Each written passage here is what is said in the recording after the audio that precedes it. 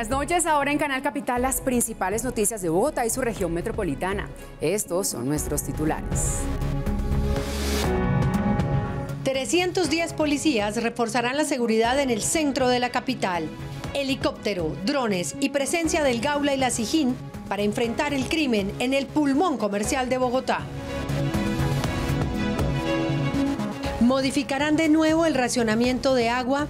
El gobierno distrital evalúa el creciente nivel de los embalses para tomar decisiones. Este árbol cayó sobre varias viviendas en el sector de la Floresta. Durante más de 3 horas, unidades de emergencias trabajaron para retirarlo. El consumo de alcohol inicia en promedio a los 17 años en Bogotá. ¿Cómo enfrentar el problema en los más jóvenes? Hablamos con expertos. Bogotá tiene la mayor cantidad de casos de violencia sexual contra menores entre 12 y 17 años. UNICEF lanza campaña para protegerlos. ¿Está garantizado el gas que necesita Bogotá para casas, negocios y vehículos? En los estudios de Canal Capital responde el ministro Andrés Camacho. Iniciaron las competencias de ecuestre de los Juegos Nacionales en Bogotá. La primera medalla de oro la ganó Cundinamarca. La plata y el bronce fueron para binomios capitalinos. Los secretos de un buen chocolate santafereño. Una bebida para todas las generaciones. Los veremos al final de la emisión. Gracias por preferirnos. Las autoridades anunciaron hoy el llamado Plan Centro que busca enfrentar las recientes denuncias sobre el deterioro de la seguridad en San Victorino. Hay medidas especiales por la temporada comercial de fin de año, pero la policía promete que mantendrá la intervención incluso el próximo año. 310 uniformados reforzarán la seguridad en el centro de la capital. Su prioridad será vigilar 22.000 metros cuadrados en San Victorino y sus alrededores, una zona que tiene a final de año su mayor afluencia. San Victorino, lo que es Plaza España, San Andresito la 38. En estos 3 sectores tienen un dispositivo especial en los 2 turnos de acuerdo a la dinámica. Incluso tuvimos en cuenta allí lo que se tiene que ver las actividades nocturnas. No quiere decir que el 26 no fuimos, no, van a haber unas capacidades un poco más reducidas, pero vamos a mantenernos. Para el gobierno distrital, atender las problemáticas de espacio público y tener una respuesta óptima ante una posible emergencia son prioridades del llamado Plan Centro. Aquí, por ejemplo, tener pipetas de gas en el espacio público que pueden estallar en cualquier momento, pueden afectar, ustedes saben, aquí se mueven más de 400.000 personas al día. Entonces, si no tenemos esas medidas, y eso es lo que vamos a hacer como esfuerzo. Además del aumento del pie de fuerza, varias entidades anuncian que fortalecerán su presencia en el corazón de Bogotá.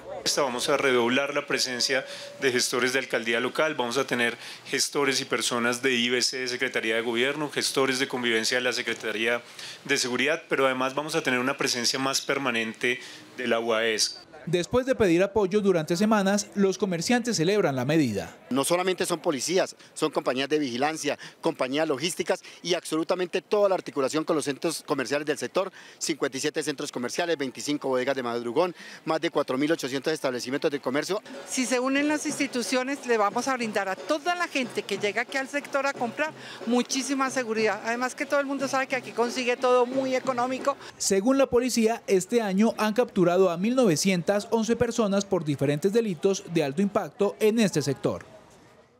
También desde el centro de Bogotá, el gobierno distrital anunció que de continuar aumentando el nivel de los embalses, consideraría modificar la medida de racionamiento de agua. Veamos qué opinan los ciudadanos. Ante el positivo avance de los niveles de los embalses que se viene registrando desde hace unos días, el alcalde Carlos Fernando Galán anunció que podrían reestructurar las medidas de racionamiento a partir de diciembre. Pero la tendencia promedio del último mes es positiva.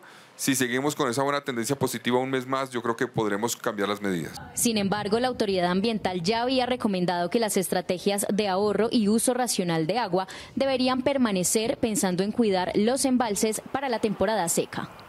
Todavía no es momento para evaluar estas medidas. Recuerden que tenemos que prepararnos para la temporada seca de los meses de diciembre, enero y febrero. Incluso la ciudadanía reconoce la necesidad de que las restricciones persistan para evitar un desabastecimiento futuro. No estoy de acuerdo. Hay que mantener los niveles de racionamiento del agua lo mejor posible. Se debe estudiar según el impacto que tiene en la sociedad. Si es importante de pronto racionalizar bajo ciertas temporadas. Pienso que no hay que eliminar el razonamiento porque la gente dice que los embalses se están llenando, pero el problema no son los embalses, sino las prácticas cotidianas que tienen los ciudadanos. Luego de analizar el comportamiento de los sistemas de abastecimiento, la decisión de mantener o modificar las medidas de racionamiento de agua le corresponderá únicamente a la administración distrital. Y a propósito de agua, el Fondo Mundial del Clima anunció que invertirá $92 millones para estabilizar la provisión de agua en Bogotá y la Sabana. Estos recursos destinados por el Fondo Verde del Clima serán dirigidos a la segunda fase del corredor de páramos Sumapaz-Chingaza-Guerrero, proyecto clave para el agua de los bogotanos. Adicionalmente, invertirán en restauración de ecosistemas y sistemas productivos sostenibles durante los próximos 25 años para garantizar la seguridad hídrica de la región. El proyecto consiste en sostener la conservación de las áreas protegidas, pero también la restauración de 15.000 hectáreas adicionales que están enfocadas en la provisión de agua, incluyendo la reconversión productiva de las comunidades. La ANI y la Alcaldía de Bogotá buscarán elevar la autopista norte hasta 6 metros y construir estructuras que permitan el paso de agua por debajo de la vía. El proyecto Accesos Norte 2 será presentado por esas entidades ante la ANLA antes de terminar el 2024. Las modificaciones buscan asegurar las conexiones hídricas y la conectividad para la fauna en el área, especialmente alrededor del humedal Torca-Guaymaral. La Procuraduría afirmó que con esta nueva solicitud esperan obtener su aprobación para mediados de 2025 y su finalización para 2029. Una estación pluviométrica en la Escuela de Ingenieros nos está permitiendo medir la intensidad de las lluvias y en el momento en el que estemos en 15 milímetros por 15 minutos, ahí vamos a tomar decisiones de planes de manejo de tráfico para evitar que nuevamente queden vehículos atrapados allí. Y tras las fuertes lluvias en Bogotá, un árbol cayó sobre varias viviendas en el barrio La Floresta, al norte de la ciudad. Una familia quedó atrapada durante 3 horas. Veamos algunos datos. En Bogotá hay 1.400.000 árboles. Este año han caído 744 y han autorizado la intervención de otros 5.122. Durante 2024 han reportado 3.612 emergencias como la de hoy. Un gigantesco árbol cayó sobre varias casas ubicadas en la calle 100 con carrera 68B. 4:10 de la mañana, un estruendo majestuoso, espectacular, grande, mejor dicho, sentimos que se acababa el mundo y el árbol cayó encima de las 3 casas que estamos sufriendo. Pensé que había sido una estrellada. Cuando nos dicen qué es esto, imagínense. Las ramas y las hojas no permitían abrir las puertas que dejaron encerradas a 5 personas, quienes estaban sin luz ni internet. A mí sí me gustaría que hubiera un ente que pudiera estar vigilando los árboles, la calidad de los árboles y como podándolos para que no estén tan pesados para que en la lluvia se vayan a caer así. Según la comunidad, en años anteriores habían reportado a las autoridades competentes el estado de este árbol. Sin embargo, según ellos, no hubo respuesta. Una muerte anunciada. Nosotros hemos llamado hace más o menos un año que vengan al Jardín Botánico, que vengan a revisar todos los árboles de acá porque son viejos y se pueden caer en cualquier momento. La Secretaría de Ambiente nos informó que este mes han caído 143 árboles por la temporada de lluvias en diferentes sectores de Bogotá. Era un pino de gran tamaño, unos 17 metros de altura. El árbol estaba sano, tenía bien la madera, tenía bien las hojas, pero sus raíces aparentemente no habían podido expandirse lo suficiente, tanto que el árbol se partió. Luego de 5 horas, las unidades de emergencia lograron retirar el árbol de la vía. Recuerden que para reportar un árbol en estado de emergencia se pueden comunicar al número 123. Un estudio de la Secretaría de Salud sobre el consumo de alcohol en la ciudad revela que las personas entre 24 y 35 años tienen los niveles más altos. Pero, ¿qué hacer con la ingesta de licor en menores? Buscamos respuestas.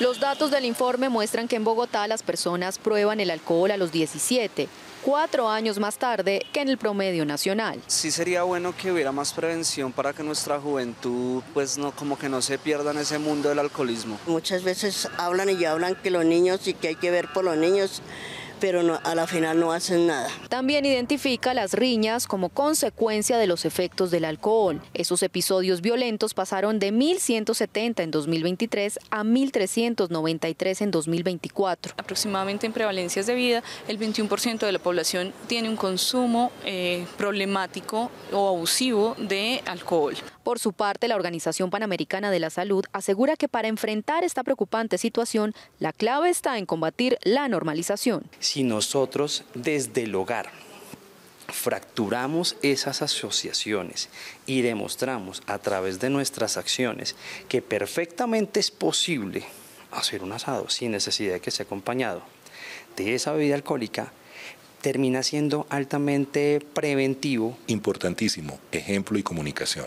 A partir del ejemplo que den padres, madres y cuidadores, e incluso también docentes y personal de las instituciones educativas, avanzamos con desnormalizar estas situaciones asociadas con el consumo. La OPS también recomienda enfocar las políticas públicas en aumentar precios e impuestos de bebidas alcohólicas o restringir la publicidad de estas bebidas. Bogotá es la ciudad del país con más casos registrados de violencia contra menores entre los 12 y 17 años. Por eso UNICEF lanzó en la capital una campaña para combatir delitos y vulneraciones contra niños, niñas y jóvenes. Colombia mantiene la alerta por las cifras de violencia contra menores de edad. Con el nuevo programa liderado por Naciones Unidas para la Infancia, buscan hacer pedagogía desde los hogares. Junto a esto vienen acciones pedagógicas en territorio, es decir, no basta, y en esto hemos sido claros con UNICEF, la sociedad no se cambia en un año, se cambia en 10 años. Luego tenemos que posicionar este mensaje y unas acciones decididas a largo plazo en el país que transformen las acciones en territorios. Embajadoras de UNICEF como Belki Arizala sugieren que para hacerle frente a estos delitos se necesita celeridad en la judicialización y firmeza en las penas para quienes maltratan menores. Me parece súper inhumano que le rebajen la pena a las personas asesinas de niños, niños y adolescentes. La estrategia de pedagogía en los hogares incluye el racionamiento de acciones que han sido normalizadas, pero que se constituyen hechos de violencia. Castigar y a patadas, o castigar con gritos, o educar a través de manipulación psicológica, esos son todos tipos de violencia, para ser muy honesto, que viene de generaciones. Bogotá tiene el mayor número de procesos de restitución de derechos por delitos sexuales contra menores entre los 12 y los 17 años. Negligencia y violencia sexual. Violencia sexual realmente está más alto en violencia, que no quiere decir solamente el abuso, sino también muchas formas de violencia sexual, el acoso, el tema de internet también, eso también está punteando en Bogotá, lamentablemente. Medicina Legal registra diariamente 100 casos de violencia grave contra niños, niñas y adolescentes. Algunos colegios de Bogotá comenzaron a usar inteligencia artificial en las aulas. Así buscan aumentar los conocimientos en tecnología para estudiantes y también para los docentes. Hay quienes consideran riesgosa la inteligencia artificial, pero algunos colegios en Bogotá buscan cambiar ese imaginario aprovechándola para cualificar a sus educadores. Tenemos que dar unos pasos importantes en saber cómo va a ser la entrada de la inteligencia artificial en nuestras clases y cómo vamos a modelar para los niños el uso de ella como un instrumento que no sea una amenaza para su propia creatividad, para su desarrollo ético y para sus propias búsquedas sobre cómo es el mundo. Muchos estudiantes ven esta tecnología como una oportunidad de crecimiento y apoyo para sus tareas académicas. Nos ayuda a mejorar el trabajo desde la producción o ya desde la verificación del proceso. Expertos en inteligencia artificial como Jeffrey Garavito aseguran que es importante una regulación clara para evitar que la herramienta se convierta en un dolor de cabeza. Hay algunas desventajas y algunas situaciones que están dándose desde la escuela en donde los jóvenes están utilizando la inteligencia artificial para evitar realizar sus actividades y sus trabajos. Y no solamente los jóvenes, sino los padres de familia están incentivando el uso de esa tecnología. Lo más cercano a la tecnología e inteligencia artificial que se usa hoy en los colegios está relacionado con la programación tecnológica. Tras varios años de espera, los residentes de Sumapaz se benefician de la estabilización de un tramo crítico de una de las carreteras que los conecta con municipios vecinos. Este muro de contención lo esperaban desde hace 15 años los residentes de Sumapaz, quienes temían daños en sus viviendas por deslizamientos. Estoy muy feliz en haber hecho este muro, porque eso antes aquí los carros se patinaban mucho, bregaban mucho, se habían trancones y todas esas cosas. El muro de 14 metros de alto también estabiliza la carretera del kilómetro 11 en la vía San Juan-La Unión. Técnicas de muro de contención en suelo reforzado con obras de bioingeniería y obras biomecánicas que nos permiten conducir las aguas de las partes altas a quebradas o cursos de agua naturales. En el lugar también fueron sembrados más de 1000 árboles de especies nativas. Una piedra casi me tumba una columna de la casa. Hoy en día veo que quedó una obra muy bien hecha y yo vivo muy agradecido. Esta obra tuvo una inversión de 4.700 millones de pesos.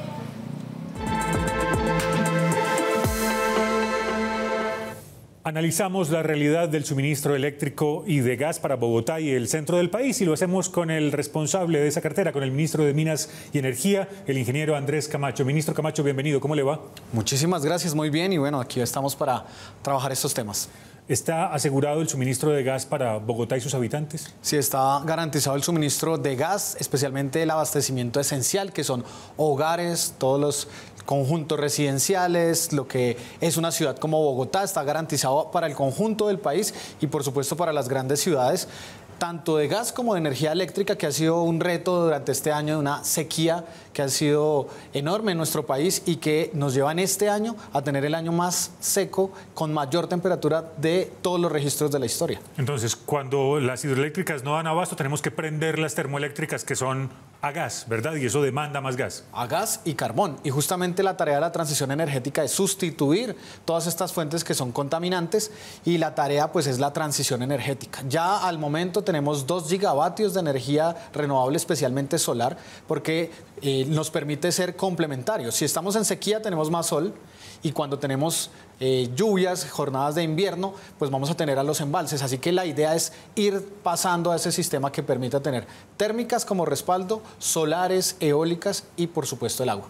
Ministro, sin embargo, en estos mismos micrófonos, la presidenta de Naturgas nos decía que los distribuidores de gas se están viendo a gatas para conseguir el gas que necesitan, todo el gas que necesitan para el año 2025. ¿Cómo asegurar que puedan tener el gas que necesitan para los usuarios domiciliarios, vehiculares, en fin? Sí, hay que aclararle a toda la gente que nos ve, una cosa es que no exista el gas y otra cosa es que no exista el gas contratado.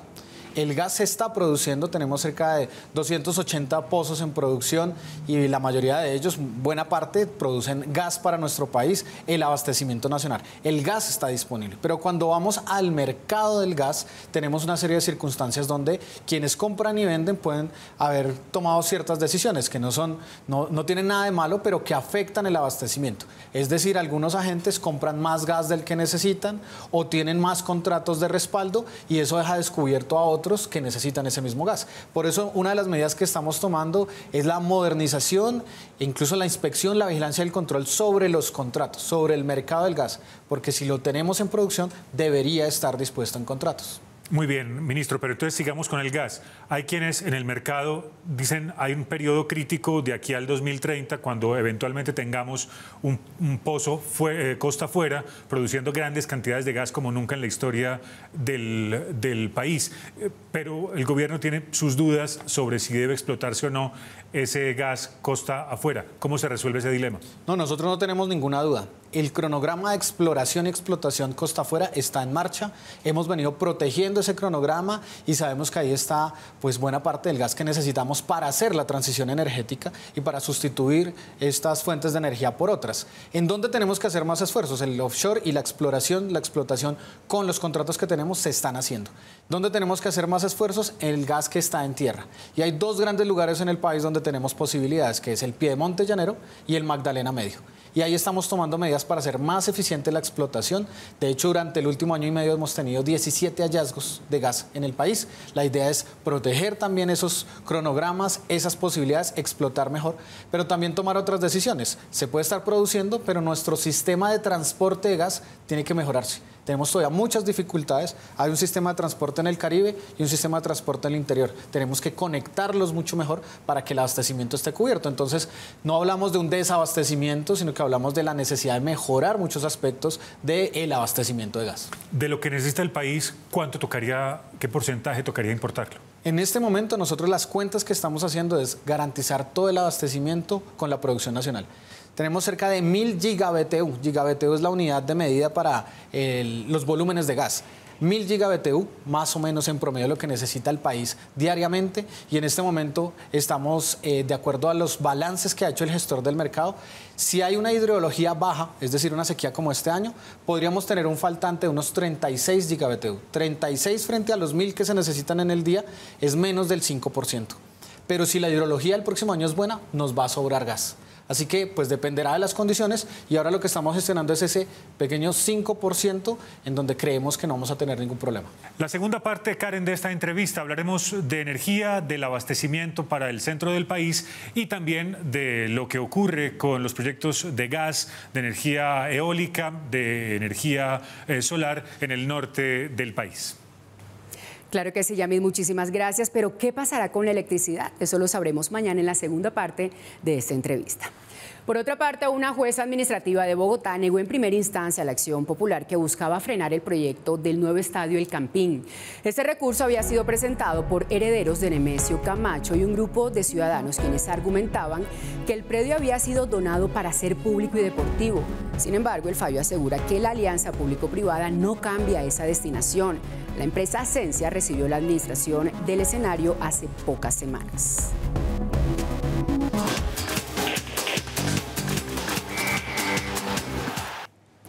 Hola, ¿qué tal? Muy buenas noches, bienvenidos a los deportes. Dentro de las variantes que tiene la actividad física y el deporte, nos encontramos con disciplinas que desarrollan habilidades como velocidad, saltabilidad y también fuerza, pero también existen las que trabajan habilidades blandas y la salud mental. Una de ellas es el slackline. Es un deporte muy lindo porque el equilibrio no solo se experimenta a nivel físico, sino también a nivel emocional, a nivel mental.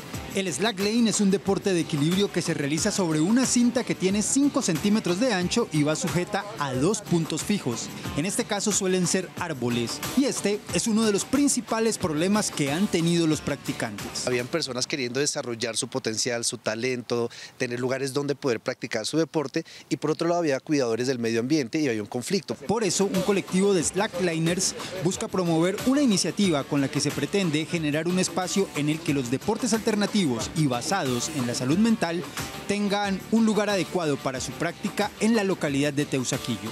Un espacio donde los acróbatas aéreos de telas pueden practicar, donde los practicantes de parkour también tendrán un lugar para entrenar, donde los calisténicos también tendrán un lugar para poderse desarrollar, los practicantes de jump fit. El slackline fue uno de los deportes de exhibición en los Juegos Olímpicos de París. Es por eso que los practicantes buscan formalizarlo en Bogotá. Hemos tenido la oportunidad de contactarnos con nuevas tendencias deportivas, la división del IDRD, y actualmente estamos trabajando para que nos puedan facilitar un espacio y poder empezar el proceso de formalización. La capital tiene 13 entrenadores certificados y varios clubes informales que impactan a 200.000 personas que practican este deporte. En Bogotá se disputan las competencias de ecuestre de los Juegos Juveniles Nacionales. Hoy fueron entregadas las primeras medallas en salto. Cundinamarca ganó el oro, Bogotá se quedó con la plata y el bronce. Las competencias se realizan en el Cantón Norte. Amores a primera vista. Llegó la profesora, sacó a Zeppelin y básicamente los dos hicimos match. Fue como que literalmente éramos tal para cual. Relaciones que se forjan y en las que también hay celos. Hay veces que yo a veces le doy más atención a Moncler, que es mi otro caballo, que a él. Entonces él llega y está en la puerta y yo me acerco y se va a la esquina de la pesebrera. Así son las relaciones de jinete y caballo, dos seres vivos que en competencia tienen que ser uno y convertirse en binomio. Entre más uno esté con ellos, más los conoce y ellos también lo conocen a uno. Claro. Como toda relación, a veces hay problemas y el caballo toma sus propias decisiones. Por ejemplo, aquí, donde se negó a entrar al rectángulo para la rutina de su coequipero. Hay caballos que sí son muy retadores y te miden a ver hasta qué punto pueden llegar. Los caballos también tienen sus días buenos, sus días malos, sus días regulares, sus días excelentes. Ellos también escuchan. Uno le habla al caballo y le dice como, por favor no me hagas esto. Es un concurso bastante importante para los dos, o sea, no fue fácil llegar acá. Pero al final tomó su propia decisión. La participante del Valle no tuvo más que aceptar y retirarse de la prueba. Así son las competencias de ecuestre, una relación humano-corcel que va más allá de solo montar. En la Escuela de Caballería, en el Cantón Norte, se llevan a cabo las competencias de ecuestre de los Juegos Nacionales Juveniles, un lugar ideal para conocer de cerca esta estrecha relación. Terminamos los deportes, pero continúen ustedes con mucha más información. Harry, gracias por la información deportiva. Y 4.000 ejemplares de 2 obras literarias fueron entregadas en Transmilenio durante la conmemoración de los 20 años del Libro al Viento, un programa que busca promover la lectura cotidiana.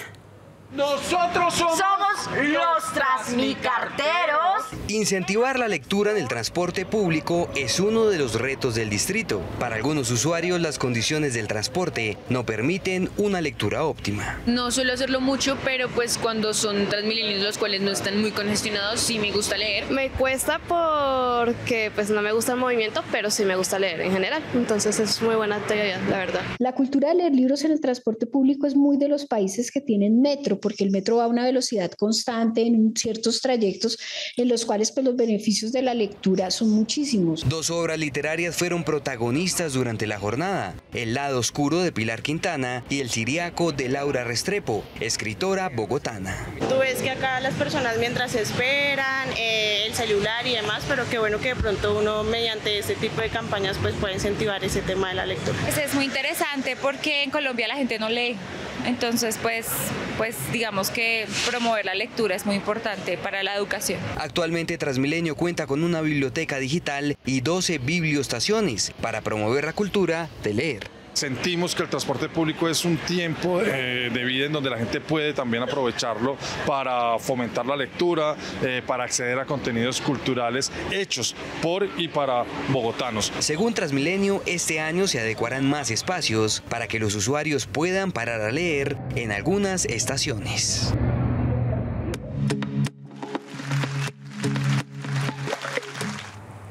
Muy buenas noches y bienvenidos a la información cultural. En una ciudad donde el frío es un habitual compañero, el chocolate se convierte en un abrazo que ayuda a entrar en calor. El chocolate santafereño es un ritual. Hoy descubrimos los secretos de esta tradicional bebida con recetas que han pasado de generación en generación. Y los colombianos tenemos una particularidad. A diferencia de otros países, nosotros tomamos chocolate y no solo consumimos barras de chocolate. Así que el cacao está incorporado dentro de nuestra gastronomía y dentro de nuestra cultura. Leche o agua, con queso o almojábana, cada ciudadano tiene su respuesta. Que se disfrute como cada quien lo necesita. Disfrutar de una deliciosa taza de chocolate en agua como es el que a mí me gusta. Y el chocolate bien espumosito con una buena leche entera. Pero todos coinciden en su papel como símbolo de reunión y tradición. Vinimos a disfrutar de un hermoso desayuno, un delicioso desayuno, tomando un delicioso chocolate santafereño. El encuentro es una excusa para hablar de la Feria del Cacao Choco Show, que se celebrará del 22 al 24 de noviembre y girará en torno a este producto estrella. Actividades para los niños llamadas Choco Kids, catas de cacao, charlas. La película Itzia, Tango y Cacao, protagonizada por Flora Martínez, va a estar transmitiéndose los 3 días en el auditorio principal de Corferias, talleres de actividades, recetas a base de cacao. Desde la emblemática pastelería La Florida nos muestran que con una taza caliente entre las manos, el frío capitalino se siente menos. Y en el corazón del centro histórico de Bogotá, las voces de sus habitantes toman protagonismo en una exposición de memorias de sus vecinos. Un recorrido por los recuerdos, objetos y relatos que dan vida a la localidad. ¿Qué historias cuentan las calles de La Candelaria? Los vecinos de la céntrica localidad se convierten en narradores de su historia. Lo que van a venir a ver aquí es un poco una curaduría comunitaria, es los vecinos proponiendo qué objetos les gustaría mostrar de sus hogares, qué objetos les gustaría mostrar de sus archivos. La muestra surge del primer laboratorio de creación vecinal, donde residentes de todas las edades comparten sus experiencias y perspectivas. Y ha sido muy parchado porque hemos conocido vecinos nuevos, hemos hecho alianzas para hacer proyectos creativos. La exposición rompe con lo tradicional al presentar performance, música en vivo, narraciones e improvisaciones donde los mismos vecinos interactúan con el público. Cada persona tiene su bitácora, tiene su trabajo, desde sus experticias y han colaborado para esta exposición. Entre calles empedradas y recuerdos compartidos, Memorias del Vecilab está abierta hasta el 15 de diciembre, una exposición que recuerda que la esencia de los barrios está en su gente. Y hasta aquí la información, Karen. Nos vemos mañana con mucha más cultura. Mireya, muchísimas gracias y de esta manera finalizamos nuestra emisión informativa del día de hoy. A todos ustedes, gracias por su compañía y que tengan una feliz noche.